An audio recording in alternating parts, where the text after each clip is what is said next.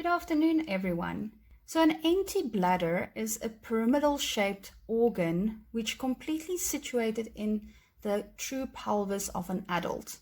And as this bladder fills, it will expand upwards into the abdomen.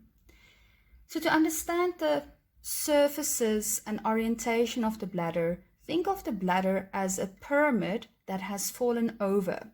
So this pyramid will have four surfaces, 4 angles, and 4 structures related to it. So the original pyramid, the base inferiorly, has now fallen over so that the base will become the posterior wall, and the apex, which would have been the top of the pyramid, has now fallen over and the apex projects anteriorly. So for the surfaces, let's start with the superior surface. This is the surface that is slightly domed when the bladder is empty, but it balloons upwards into the abdomen as this bladder fills, and it can expand all the way up until the umbilicus. Then you have 2 inferolateral surfaces, and these surfaces are cradled between the levator ani muscles of the pelvic diaphragm and the obturator internus muscles just above it.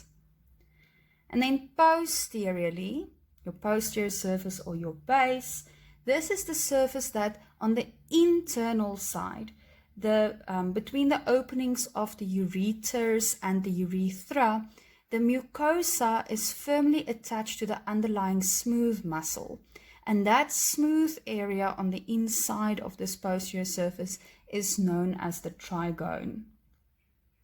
Then for the angles, the apex of the bladder is now the angle that projects anteriorly towards the superior part of the pubic symphysis. And that apex is formed where the superior surface comes into contact with the 2 inferolateral surfaces. Then you have 2 posterolateral angles, and those angles are formed where the superior surface comes into contact with the posterior surface and the inferolateral surface. So on each side, your superior surface in contact with an inferolateral and posterior surface for that posterolateral angle, and then your superior surface, inferolateral surface, posterior surface for this posterolateral angle. And then your inferior angle is known as the neck, and the neck is formed where the posterior surface comes into contact with the 2 inferolateral surfaces.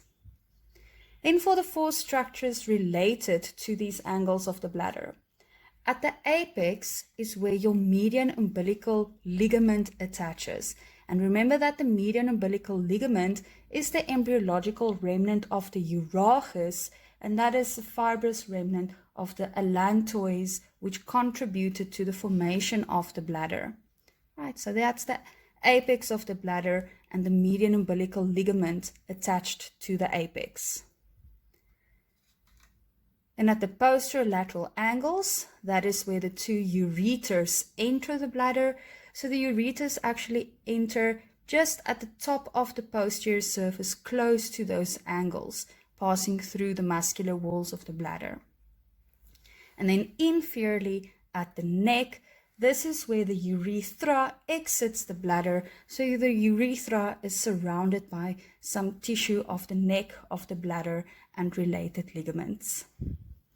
Right, so I hope that this at least helps you to understand that orientation of the bladder as this pyramidally shaped organ. Thank you for watching.